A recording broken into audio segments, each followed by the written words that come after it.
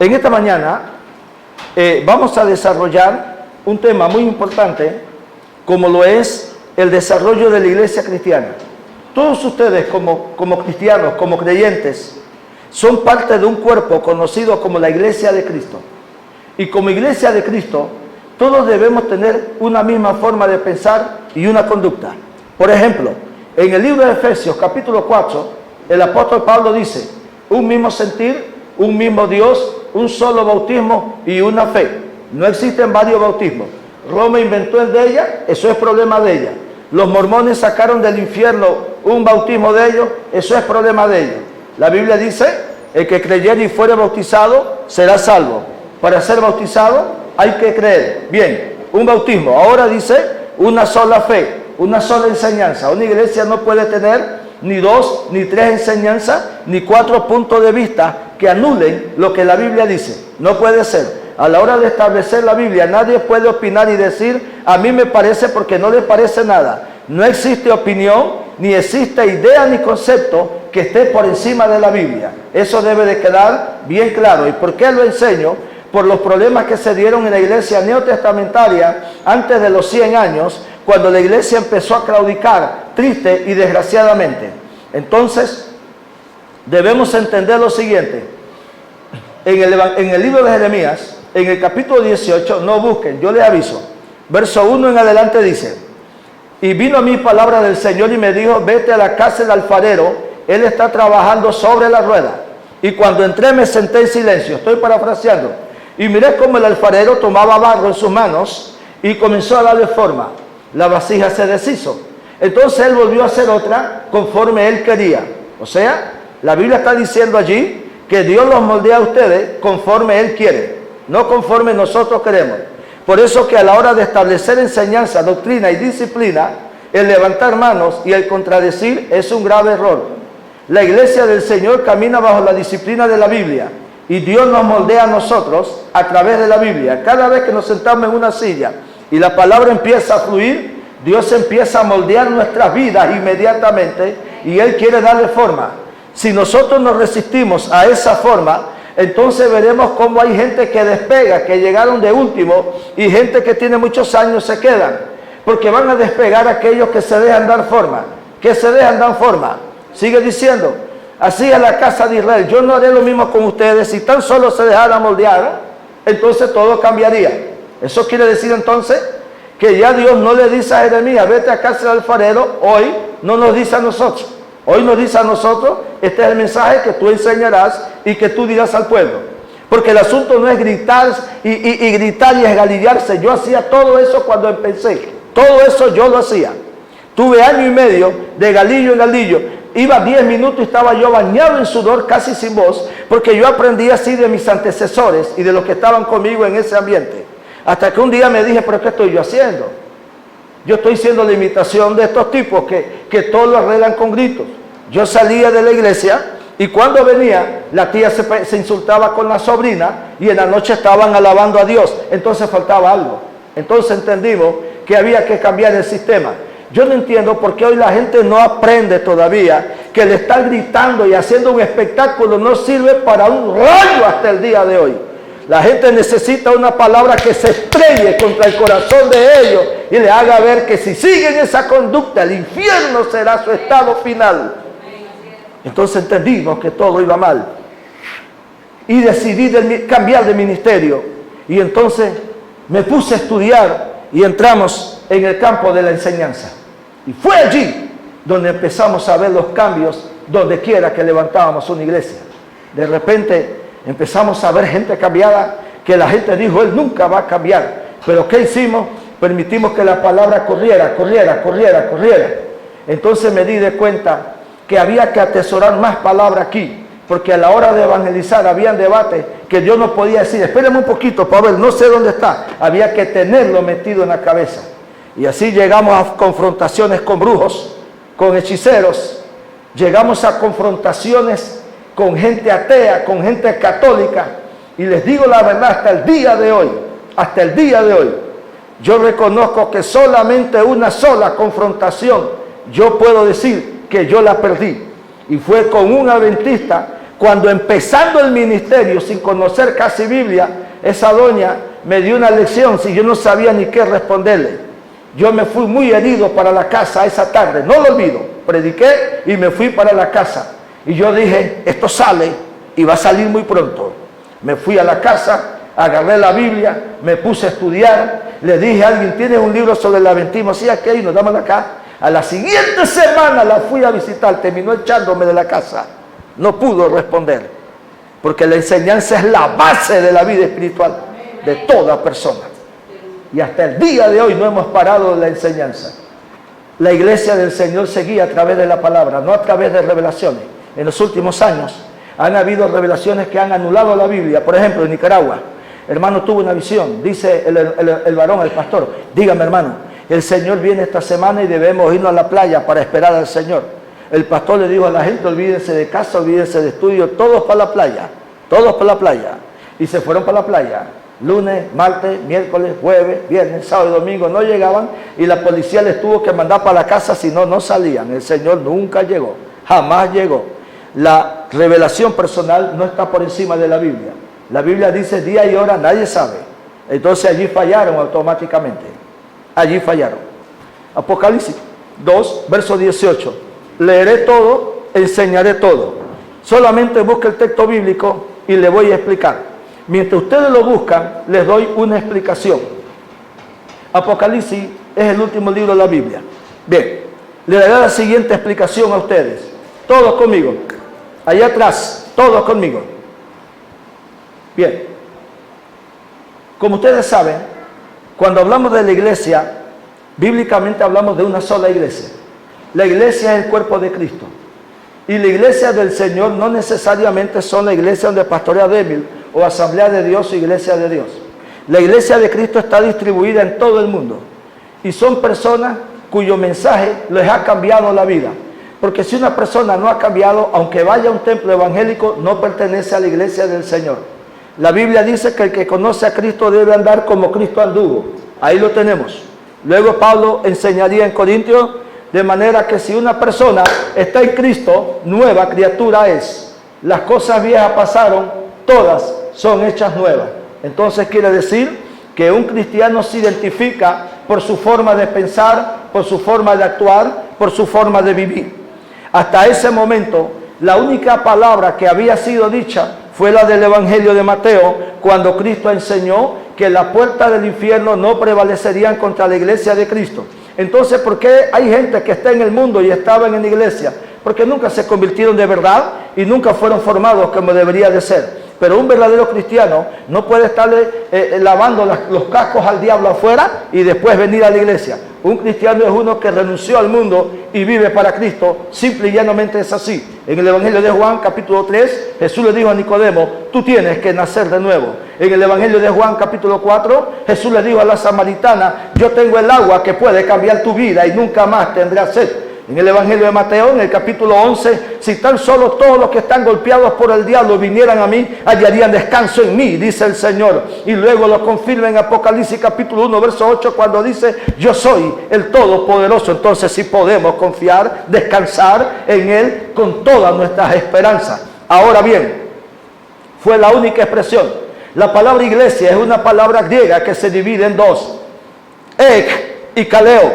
Ek, que significa llamados, y kaleo, llamados a salir, en otras palabras, llamados afuera. Quiere decir que todos ustedes sentados en esa silla han sido llamados a salir fuera de las prácticas de este mundo, fuera de la vida de este mundo, por lo cual en la vida de un cristiano no puede haber todavía prácticas del mundo pasado, porque la vida anterior queda atrás. Cuando nosotros vamos a las aguas, como hicimos ayer en el bautismo, se entiende espiritualmente, simbólicamente, que cuando el agua corre, por eso yo no bautizo en bautismal, ni bautizo en piscina a nadie. El que quiera bautizarse en piscina, el pastor que lo haga, eso es problema de él. Yo voy a la Biblia, porque cuando el agua corría, supuestamente se llevaba el viejo hombre y salía un nuevo hombre en la Escritura.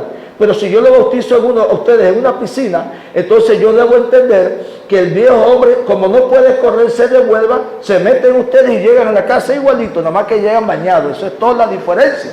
Ahora bien, entonces lo que simboliza es el nacimiento de una nueva persona.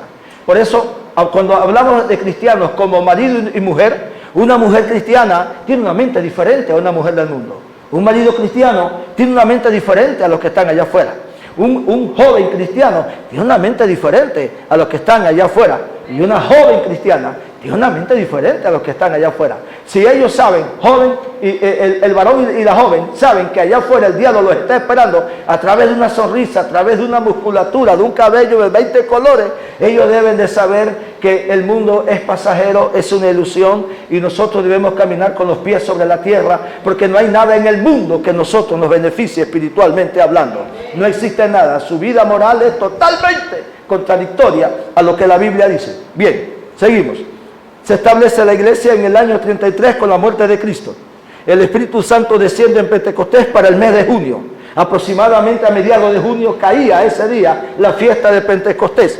La fiesta de Pentecostés nunca tuvo que ver nada con Espíritu Santo.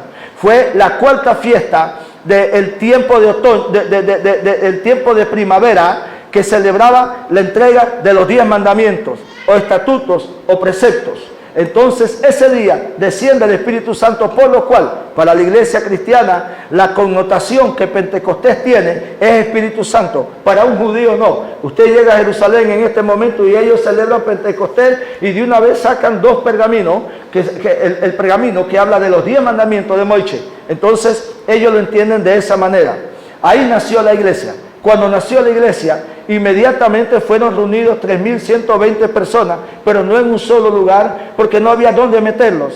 Entonces fueron divididos en partes y se establecieron maestros en la iglesia, que es lo que más tiene que estar. No se establecieron evangelistas. Présteme atención. 1. Los primeros pastores de la iglesia cristiana fueron judíos, no fueron gentiles. Número 2, los pastores de la iglesia cristiana eran hombres que enseñaban Biblia. Nunca pusieron a nadie que gritara sangre de Cristo, y la gente aplaude como el día de hoy, que entre más lamenta, más poderoso es el mensaje. Damas y caballeros, cuando la gente comienza en eso es porque no ha leído Biblia para nada, y lo único que se sabe es sangre de Cristo, sangre de Cristo. Y como le dije anteriormente, las hermanas se aprenden tanto la sangre de Cristo que apenas llega en el bus y le ven aquel al chofer, sangre de Cristo. Se monta en el taxi y le ve a aquel al taxista, sangre de Cristo, porque lo han aprendido también que los pobres tipos pagan las consecuencias de una mala enseñanza. Ahora bien, fueron maestros los que le enseñaron a ellos. ¿Por qué no averiguamos en el pasado? Porque hay gente gritona hablando a gente que no saben ni entienden. Lo que forma el carácter de un individuo es maestro. Ahora vayan a una escuela y ustedes van a ver puros maestros enseñando niños. Vayan a un colegio, puros maestros llamados profesores estudiando niños.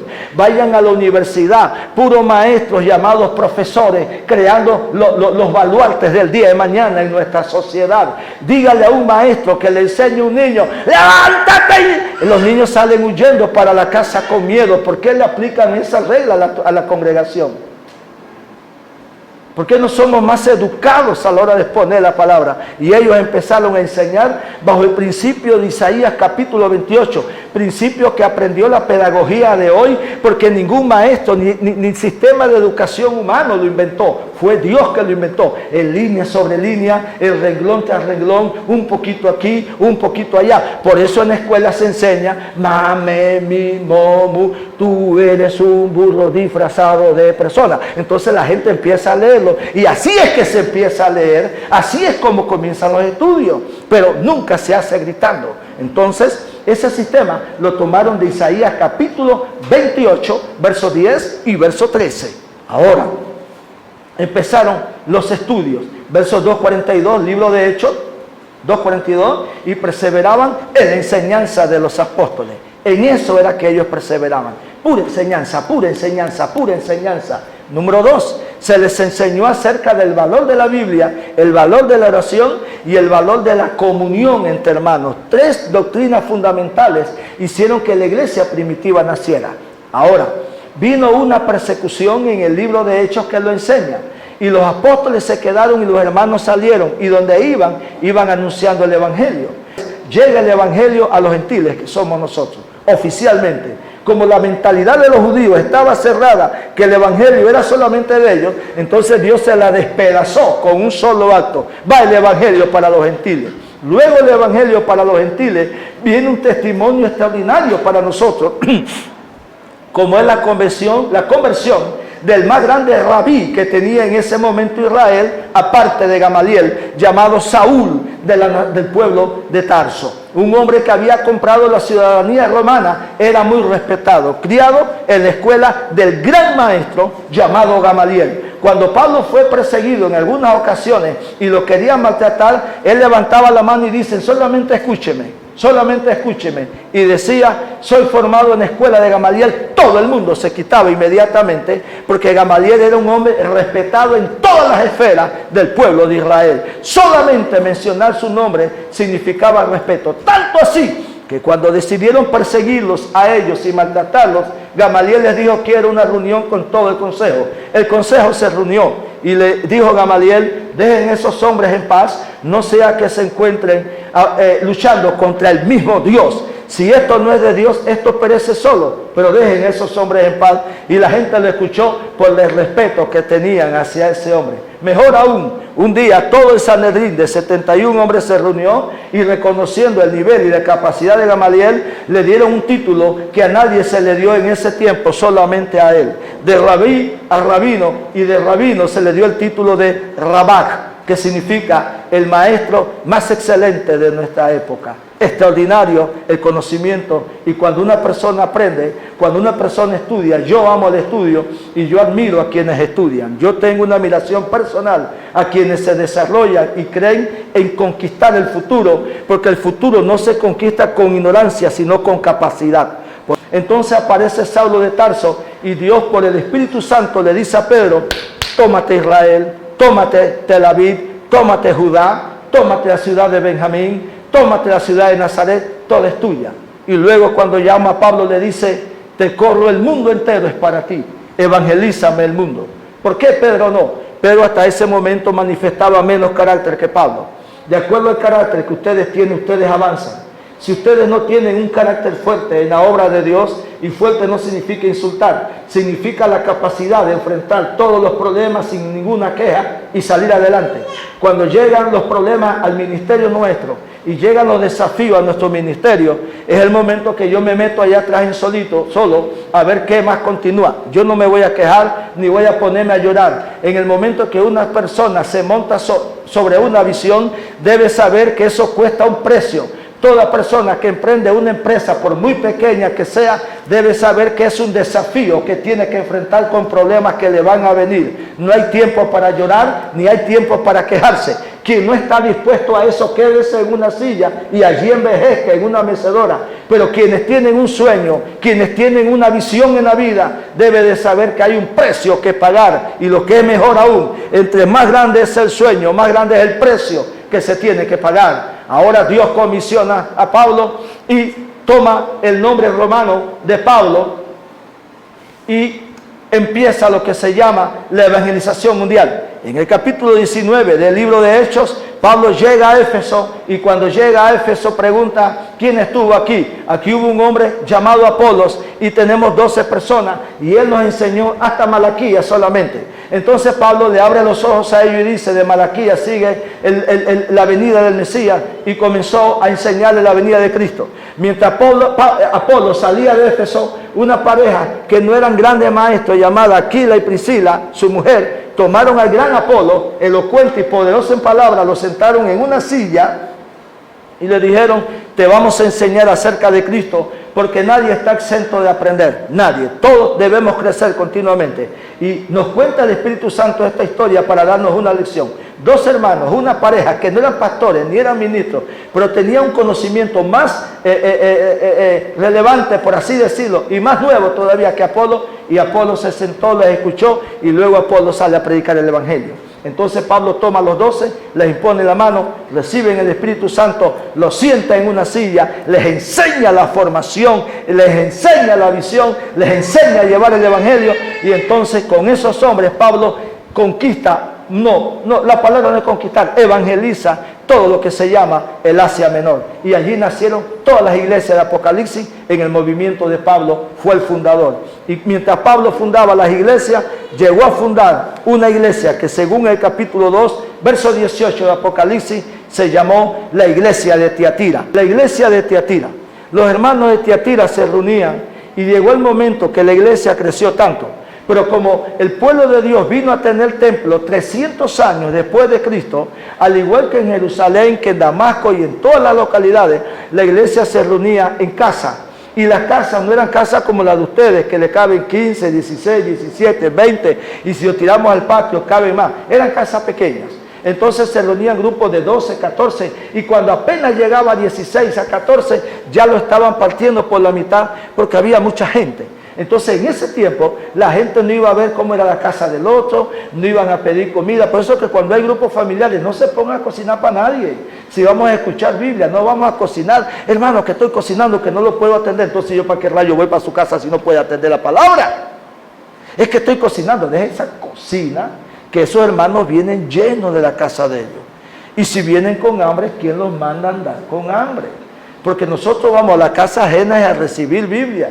No vamos a quitarle lo poco que los hermanos tienen. Las iglesias eran enseñadas por puros maestros. Puros maestros. Cuando Bernabé se dio cuenta que la iglesia creció, se fue con Pedro inmediatamente y llevaron al maestro Bernabé. Hay que formar, hay que formar, hay que formar. Por eso, una persona que no ha sido formada en el cristianismo, yo me doy cuenta rápidamente. Yo tengo una prima que estuve en un culto y estaba buscando Lucas en el Antiguo Testamento. Ella tiene 999 años de estar en la iglesia y ha ido sana, ha ido a Asamblea de Dios porque a ella le gusta iglesias como esa. Y yo la miré y le dije, ¿tú no sabes dónde queda Lucas? Y cuando empezó a leer la Biblia parecía que estuviera leyéndome en otro idioma, como que no entendiera. Entonces yo le dije, ni siquiera sabe leer la Biblia, qué vergüenza. Se lo dije inmediatamente. Y en tantos años yendo a diferentes iglesias para no servir para nada absolutamente. Entonces el marido de ella estaba afuera y cuando yo llegué afuera, el marido me dice, voy a orar a Dios para que me dé el reloj que carga. Es este reloj que yo cargo. Este reloj que yo cargo vale $300, no es mentira. Pero ese reloj yo lo conseguí en Relojín como a 70. Cuando tenían el 70% de descuento, yo dije, este reloj va a ser para mí. Entonces yo me puse a pensar, ¿cómo lo consigo? ¿Cómo lo consigo? Ya sé cómo lo consigo. Ramiro, adelántame del salario que voy a buscar mi reloj que ya me está esperando allá inmediatamente. Y el tipo me dice, delante de mi hijo y de Boris, vamos a orar a Dios para que me dé el reloj que carga. Le dije, te voy a decir por qué Dios no te lo va a dar. Me dio tanta ira. Te voy a decir por qué no te lo va a dar. Primero, porque tú ganas más que yo. Si no tienes ese reloj es porque no te da la gana. Número 2, tú ni a la iglesia vas. Eres un impío. Dios no le quita el gusto para darle un impío. ¿Dónde rayos tuviste eso? Y número 3, no codiciarás nada de tu prójimo. Si él accede por codicia tuya, él mismo quebranta su palabra de Éxodo 20. Es que tú vas a la iglesia a pasear. El tipo me miró serio, lo dejé solito ahí que refrescara su rabia y me le perdí. Porque hay tanta gente ignorante que va a la iglesia a nada. Ni de florero sirven porque son feos. Señores, la educación en la iglesia empezó. Y se educa la iglesia Tiatira. Pero la iglesia Tiatira pronto tuvo un enfriamiento. Pero un enfriamiento en una iglesia nunca es colectivo. Jamás. Siempre hay un grupo que está detrás de los pasos del Señor. Se enfrió Perencejo, fulano, mengano, pero siempre hay un grupo que está detrás de los pasos del Señor. Nunca es colectivo. La rebeldía de una congregación nunca es colectiva. Nunca el 100% logra el diablo hacer que se desvíen contra Dios. Esta iglesia empezó y fue formada por el más grande maestro de su época. Ya el Señor se había ido y llegó la dicha de que el gran apóstol llegara a ese lugar. De todos los apóstoles fue el de mayor conocimiento, el de mayor revelación, el de mayor autoridad, el de mayor confrontación. Un hombre al 100% en todo el sentido de la palabra. Leemos, escribe al ángel de la iglesia en Tiatira. Las 7 cartas empiezan de esta misma manera. Siempre escribe al ángel. El ángel es el pastor. Todos conmigo. Como la iglesia estaba diseminada en muchos hogares, entonces había un supervisor general de todas las congregaciones que era el responsable de mantener la pureza doctrinal y que no hubieran desvío en la enseñanza. Entonces la carta va dirigida a ese individuo. Luego que ese individuo lo recibía, entonces reunía a los líderes, como ustedes están sentados allí, y les entregaba la carta porque también recaía sobre los que enseñaban la responsabilidad que hay aquí. Por eso enseñar palabra, número uno, incluye demasiada responsabilidad. No puede haber un líder irresponsable en la obra de Dios que sea indolente a las cosas de Dios y que no le interese la preparación bíblica, porque para eso hacemos como hacen el día de hoy. Llego al púlpito, hermanos, cierren los ojos y Dios nos va a hablar en esta mañana. Aquí es, ¡pa! Y abrimos en Judas y fue y se ahorcó. Entonces ustedes tienen que hacer lo mismo, porque si esa es la revelación, todos deben salir. Pon del chino a buscar una soga inmediatamente, porque Dios no es una lotería. Por eso Pablo le escribe a Timoteo que aumente y crezca en el don que ha recibido y que estudie la palabra de Dios. Hoy es totalmente diferente. Hoy, hermano, iba a predicar esto, pero yo siento en mi corazón, es que no estudió, es que no se prepararon. Llegan a la emisora, cuando van a predicar, ya están a punto de tocar la canción o la introducción y están buscando estos vagos del siglo XXI, están buscando a ver qué van a predicar. ¿Me están entendiendo? Otros serán indolentes, no me interesa cooperar. El líder tiene que estar por encima de todo eso. No puede bajar la guardia en ningún momento. Por eso el liderazgo que ustedes tienen no es cualquier liderazgo. Hay gente que recibe liderazgo y lo menosprecia, no lo recibe 2 veces después. Al igual que el señor Esaú, llorarán queriendo recibir de nuevo, mas no les será dada la segunda oportunidad. Al pastor de la iglesia de Tiatira, al ángel de la iglesia de Tiatira, sigue diciendo, el Hijo de Dios. Escuchen, el Hijo de Dios. Fue la época en que esa doctrina se perdió. Pero aquí habla el Hijo de Dios. ¿Por qué habla el Hijo de Dios a la iglesia? Porque Él es dueño de la iglesia. Él murió por la iglesia y la iglesia es su cuerpo. Él es cabeza de la iglesia. Señores, el Hijo de Dios es el dueño de la iglesia. Él es el que manda, Él es el que decide. Y Él me dejó una doctrina aquí para ustedes. Y si ustedes dicen que no les gustan, el problema es con Él, no es conmigo. Hablamos de una doctrina, por ejemplo, esta semana que pasó, que las mujeres se atavíen con pudor y con modestia. La palabra pudor y modestia del griego original significa que la mujer no vista vestidos apretados, enseñando de esa manera todo su cuerpo en un vestido tan apretado que pareciera el vagón de una mula que viene hacia atrás con 45 ruedas, una en el medio, porque ella viste así, ella se acostumbró así. O que vestimos vestidos cortos, y escúchenme todos, ojo conmigo muchachos, que aún los jóvenes son enseñados en esta iglesia, vestidos cortitos o vestidos transparentes. ¿Por qué no se permitía eso? Escuchen el mandamiento. Mujeres que están casadas y niñas que están empezando a vestir, que suben al altar, y la próxima vez que suben al altar lo van a hacer con vestido bajo la rodilla, si no, no pueden subir. Escuchen. Y esto es ya determinante, no se echa para atrás. Esto es doctrina lo que se está enseñando aquí. Deben de vestir así para que no despierten la lujuria de los hombres que se congregan, es lo que dice eso en griego. Por eso que cuando una mujer usa pantalones, ¿por qué rayos tiene que usar aceite 3 en 1 para subirlo? Si lo que está despertando lujuria es el que está atrás. Está el hermano aplaudiendo y de repente va bajando la cabeza hasta que se queda extremadamente cautivado por el paisaje que el hermano está viendo, producto de una señora que ni se respeta a ella, ni respeta a su marido, ni respeta a nadie. Eso es doctrina. Eso es doctrina. Vestidos transparentes, que ¿qué le cuesta? Ponerse una faldita por dentro y dentro de la faldita un pantalón corto y fuera del pantalón corto uno largo, porque si es necesario venir con traje y un pantalón largo abajo, que el marido se lo va a prestar, no hay problema. En la Biblia no dice disciplíname una mujer que venga con traje y un vestido largo hasta abajo y con bota de caucho hasta la rodilla. Ahí no dice eso la Biblia. La Biblia no ataca eso. La Biblia lo que ataca es el descuido de la mujer. ¿Entiendes? Yo no voy a decir la sinvergüenzura, porque hay personas que son jovencitas que muchas veces vienen de hogares sin una formación moral. Entonces yo no puedo irme a los extremos y atacar la formación moral de ninguna joven aquí en esta mañana, porque yo sé que si están aquí están por el Señor. Entonces yo debo ser también muy cuidadoso a la hora de enseñar la Biblia. Hay hogares donde los padres nunca sacan 10 minutos para enseñar moral a sus hijos. Entonces llegan a la escuela, llegan al colegio y cuando los profesores quieren se los comen vivos. ¿Qué más pueden hacer si es lo único que ellos aprendieron? Nunca se les enseñó a andar en pantalones cortitos en la casa porque eso se ve mal y es un irrespeto a sus padres. Que no se sienten mal, nunca se les habló. No tuvieron una madre que tuviera un poquito de dignidad para enseñarles eso a ellos. Ahora bien, el Hijo de Dios, Él pone las reglas. Seguimos. El que tiene ojos como llama de fuego. ¿Qué significa la expresión en el griego, ojos como llama de fuego? La interpretación, ¿cuál es? El Dios que todo lo escudriña. El Dios que todo lo conoce.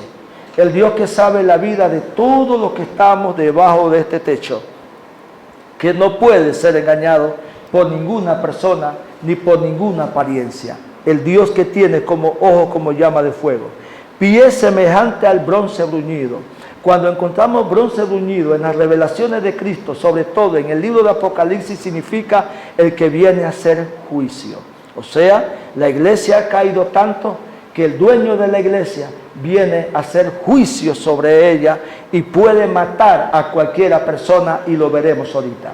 Porque la gente piensa, ay, Dios te ama, Dios te bendice y todos estamos contentos. Pero es que no se ha estudiado la Biblia. Dios es libre de disciplinar a una persona. Por ejemplo, en la primera carta del apóstol Pablo a los Corintios. Primera carta del apóstol Pablo a los Corintios. Y vamos a ver el capítulo 11 brevemente, los que están buscando conmigo sin perder Apocalipsis. Pero al anunciaros esto que sigue, no les alabo. O sea, los va a confrontar. Porque no se congregan para lo mejor, sino para lo peor. Ahora Pablo les está diciendo que ellos andan mal delante de Dios. Hay gente, Pablo sabe que había gente que se iba a enojar, pero el líder debe pensar como Pedro. Es mejor quedar bien con Dios antes que con los hombres. Sigo leyendo.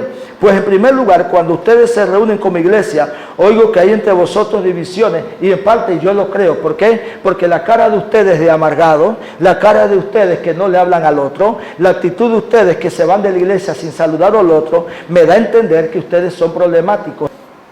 Verso 19, porque es preciso que entre ustedes haya divisiones, disensiones, para que se hagan manifiestos los que son aprobados. O sea, es necesaria a veces las discusiones para saber realmente quiénes están sirviendo a Satanás, en otra palabra. Verso 21, porque al comer cada uno se adelanta a tomar su propia cena, y uno tiene hambre y otro se embriaga. Quiere decir, la palabra en griego aquí significa se emborrachaban hasta más no poder. Quiere decir que habían caído tan bajo la iglesia de Corintio que no tomaban una copita de la cena del Señor, sino que llevaban la palabra, llevaban su licor, su bebida aparte, que traducido en chiricano significa guariznaque. Ellos lo llevaban y se pegaban una emborrachada en media congregación. ¡Qué testimonio! Y el líder con la boca cerrada. ¿Por qué el líder estaba con la boca cerrada? Les explico por qué. Porque muchas veces en las congregaciones hay lo que se llaman vacas sagradas. ¿Qué son vacas sagradas? Intocables.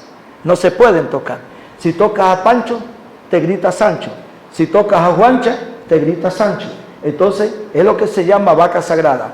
Y cuando hay vacas sagradas en la obra de Dios, algunos se dan el lujo de menospreciar, de insultar, de agredir, y nadie los puede tocar por un diezmo, por su educación, por su cultura o lo que sea. Entonces ellos piensan que son los favoritos de la congregación. Y cuando un líder no tiene carácter, inclina la cabeza ante esas personas y la iglesia empieza a morir inmediatamente. De manera que cualquiera que coma este pan o bebiera esta copa del Señor indignamente, sea por vicio de cualquier naturaleza, sea por amargura o sea porque ande como le dé la gana, quien toma la cena del Señor indignamente será culpable del cuerpo y la sangre de Cristo. ¿Qué significa eso, pastor? Aunque él no estuvo en esa generación, él será culpable de su muerte, de sus 71 golpes que dieron en la cara, de sus 195 heridas, será culpable, de los que lo clavaron, de los que lo empujaron, de los que le escupieron, de los que se burlaron, de los que clavándole en la cruz todavía pasaban y se burlaba. Él será culpable de todo lo que se le hizo al Mesías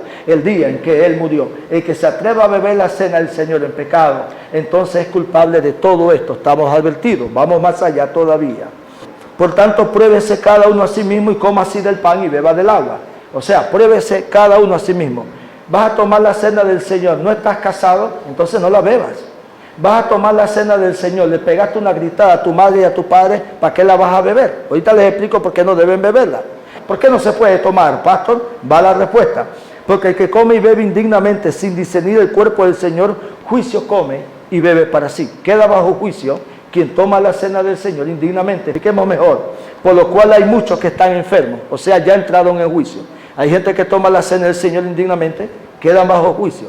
No solamente uno, hay muchos que están enfermos. O sea, hay gente en la iglesia que está enferma, pues no porque el diablo lo atacó, sino porque viven yendo contra Dios, yendo contra Dios, yendo contra Dios. Dios dijo, ¿sabe qué? Lo voy a arreglar, lo voy a enfermar. Luego dice, y hay algunos que están debilitados, no tienen fuerza ni de decir ay. Y el tercero dice, hay algunos que ya murieron. O sea, Dios los quitó del camino por tomar la cena del Señor indignamente. Eso quiere decir que en la iglesia del Señor es libre para actuar como Él lo considere en el momento en que Él lo considere. Capítulo 13, verso 1. Si yo hablo lenguas humanas y angélicas y no tengo amor, vengo a ser como metal que resuena o símbolo que retiñe.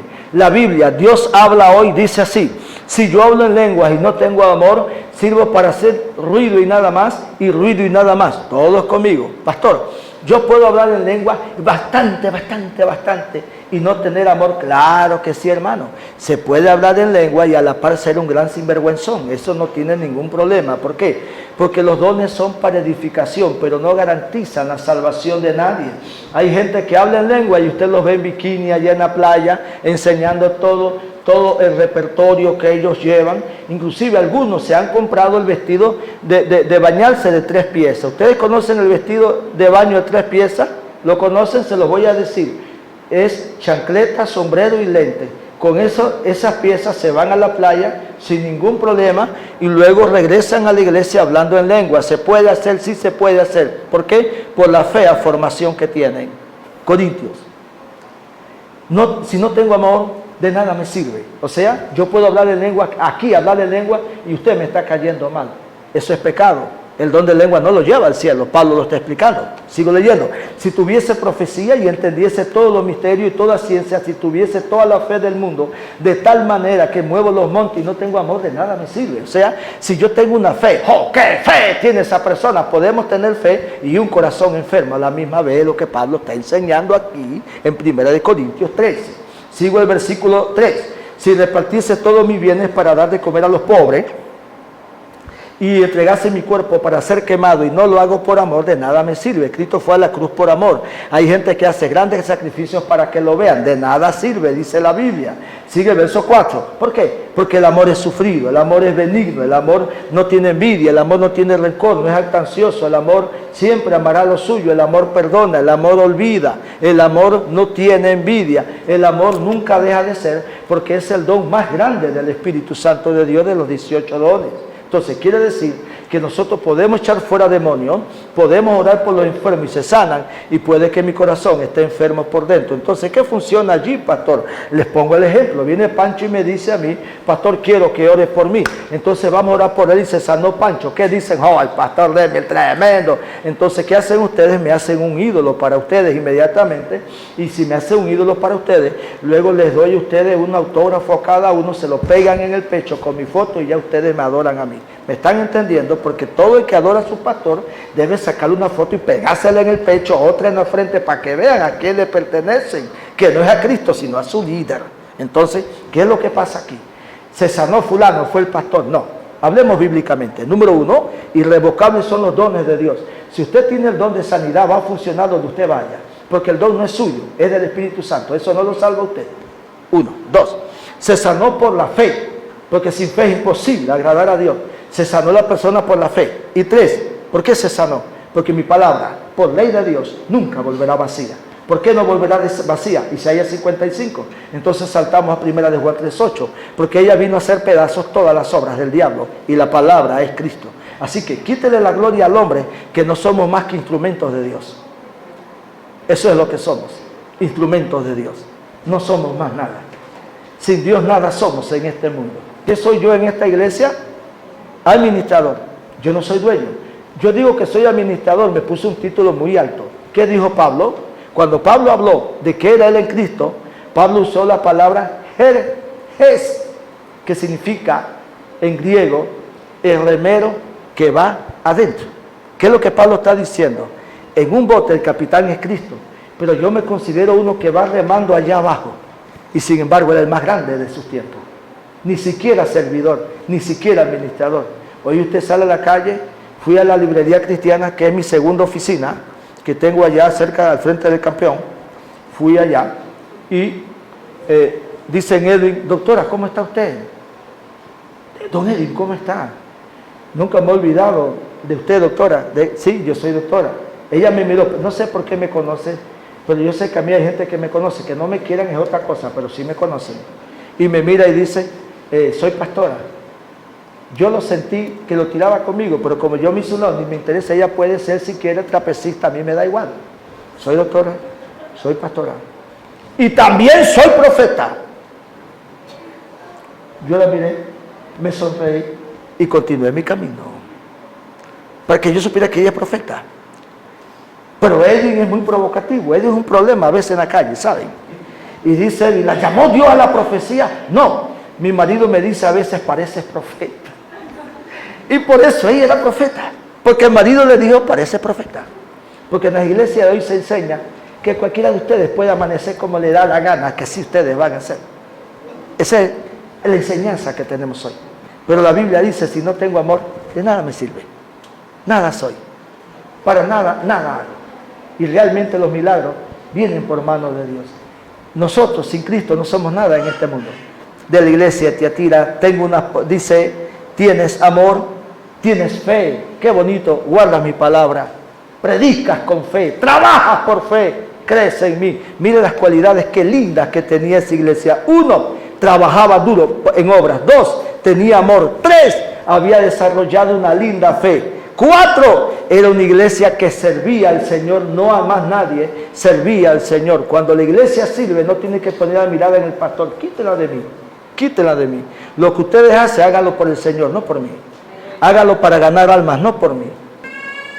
Esta iglesia era una iglesia que servía con amor.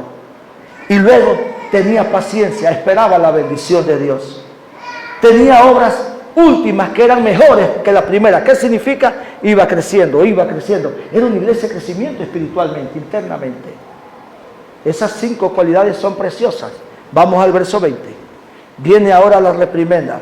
Pero tengo contra ti unas pocas cosas. Son pocas, pero van a destruir tu iglesia si no haces algo. Le dice Dios al pastor. Que tolera que esa mujer es Jezabel. Palabra número 1, tolerancia. ¿Qué es tolerancia? Tolerancia es esto. Niño, no lo vuelvas a hacer si no te castigo. Y no lo castiga. Y aquí, en este sentido, la tolerancia hace mucho daño donde quiera que ella exista. Veamos qué daño le hizo a la iglesia. Tengo unas pocas cosas contra ti, que toleras que esa mujer, Jezabel. Aquí el nombre no es literal, es un nombre simbólico para hablar de una mujer que está destruyendo la iglesia. Pero cuando hablamos de Jezabel del Antiguo Testamento, lo encontramos desde Primera de Reyes 16 y luego de Segunda de Reyes 2, encontramos luego los siguientes capítulos donde ella muera. Jezabel fue una mujer manipuladora.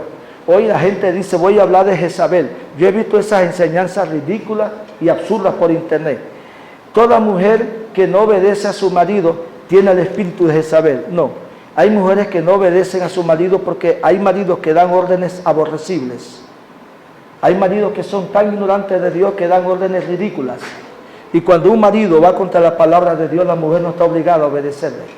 Explíqueme eso, pastor, si el marido es cabeza del hogar. No, él es cabeza del hogar, no es mentira.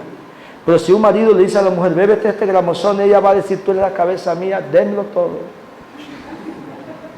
Tú mandas y yo te obedezco. Pero cuando la obediencia a Dios queda por el suelo, yo le escojo a él y quedas por el suelo tú. Usted sabe que las mujeres deben tener carácter. Carácter no es rebelión, carácter también significa respeto. Sigo leyendo. Permites que esa mujer Jezabel, o sea, te falta autoridad. Te falta autoridad. Les explico mejor. Si en esta congregación se levanta un hombre o una mujer enseñando diferentes palabras y yo me quedo callado, yo sería tolerante y estoy asesinando a la iglesia.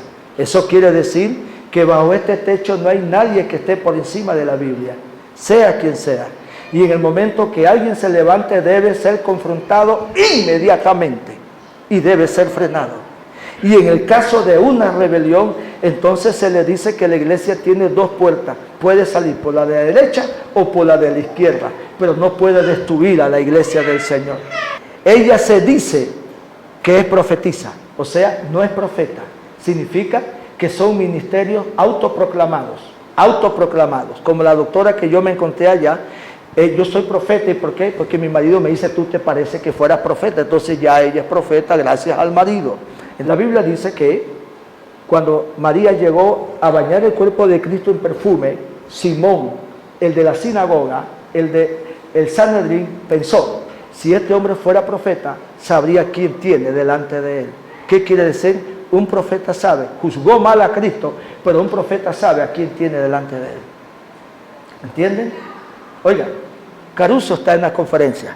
Cuando empezó la oración por los pastores, ese hombre dio vuelta y se fue directamente hacia mí.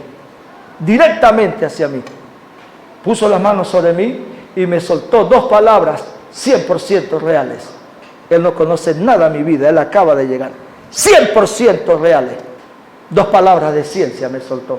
Cayeron al 100% sobre mi vida. Yo sabía que me estaba hablando a mí directamente, no estaba adivinando.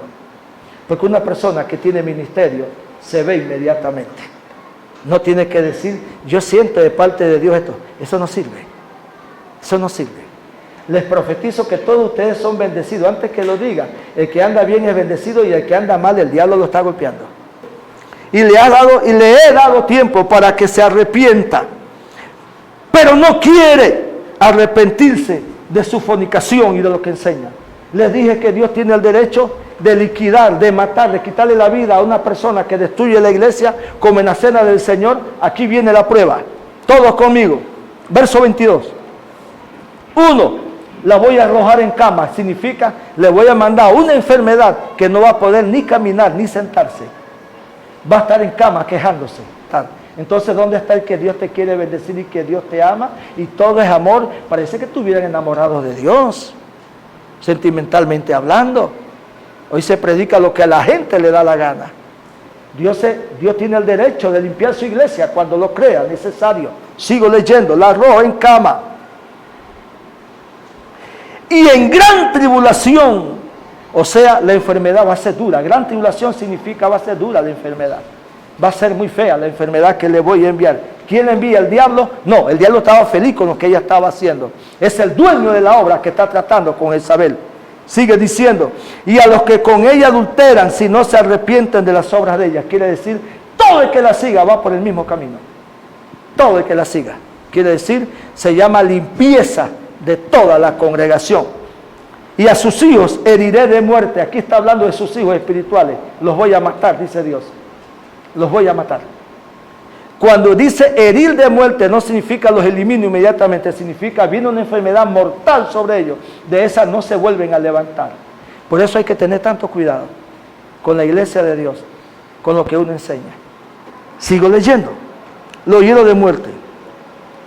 Para que sepan que yo soy el que escudriña la mente. Aquí hay un problema muy grave. ¿Qué significa? No solamente por sus actos van a ser juzgados, sino que antes de sus actos ya Dios conocía el pensamiento de esa persona. Antes que el pecado se haga realidad, primero tiene que estar en la mente de la persona. Sigue diciendo, mente y corazón les daré a cada uno según sus obras. Pero a los demás que están en Tiatira, quiere decir que había un grupo que se conservaba. Había un grupo que era de Dios. A los demás que están en Tiatira, a cuantos no tienen esa doctrina de ¿qué? De comerse comida sacrificada a los dioses de las fiestas. A los que no practican fornicación libre, a los que no tienen esa doctrina, que ellos también llaman profundidades del diablo. ¿Qué quiere decir? Habían metido hasta enseñanzas diabólicas a la iglesia y nadie se las quitaba. Lo que sucede es que hay una iglesia tan querendona que no se preocupa por las almas, sino por lo que produzca la iglesia. Termino aquí. Solamente había un sector que buscaba de Dios. Estaba dividida en dos. El otro sector creía en fornicación libre. La fornicación libre empieza en el hogar, no en la iglesia. Porque la primera formación que un joven, una joven recibe es la de su casa. El primer ejemplo que recibe es el de su padre y el de su madre. Y nadie me venga a decir a mí, pastor, pero yo crecí así porque yo no tuve papá. Yo tampoco tuve papá y no por eso estoy bebiendo guaro ni fumando como él lo hacía. Todos ustedes tienen carácter para enfrentar la vida, para decidir lo que quieren hacer y no tienen que estar quejándose de la vida. Ningún padre fue perfecto, pero todos tenemos la oportunidad de ser totalmente diferentes en todo el sentido de la palabra. Todos la tenemos. No tenemos por qué imitar el pasado. Tenemos que tomar nuestra propia decisión. Yo tomé la mía, ustedes tomarán la de ustedes también. Hace 3 años que no te veía.